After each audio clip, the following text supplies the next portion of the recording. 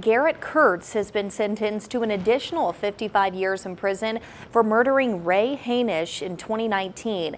News 18's Vinny Martirano sat down with his mother, Dottie, for her reaction. After nearly 5 years since his murder, Ray Hanish is receiving justice. In March of 2019, Garrett Kurtz was found guilty for murdering his girlfriend Nicole Bowen of West Lafayette. Kurtz admitted to murdering Ray Hanish inside of his home in Reynolds 2 weeks prior. Following his jury trial in Newton County, Kurtz was sentenced to 55 years in prison for murdering Bowen.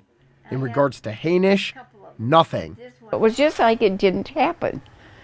And it's like Ray's life matters, and that was just heartbreaking to me because Ray was an awesome guy. Dottie told me your son used to help Bowen and Kurtz in times of need.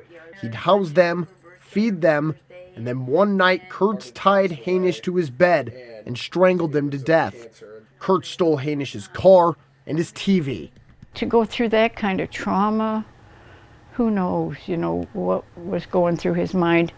Kurtz told the court in his confession it was a sex act gone wrong. Dottie says former White County prosecutor Robert Guy told her at the time all they had on Kurtz was homicide, but he never charged him. Over the course of the years, he just refused, and he always just had some kind of reason why he wasn't going to charge him. On January 1st of 2023, Mark Delgado took over as White County prosecutor. I can't imagine from a mother's standpoint of your child being murdered and nobody taking it serious or no one taking a real look at it. I think we just took a really aggressive approach on how to kind of revive life into a case that probably should have been handled 3 years ago.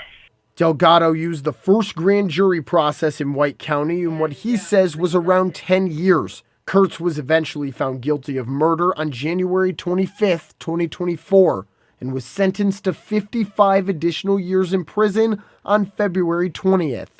That's justice for Ray and Nicole. Dottie says this closure has lifted a weight off of her shoulders. Reporting in Claypool, Indiana, Vinny Martirano, News 18.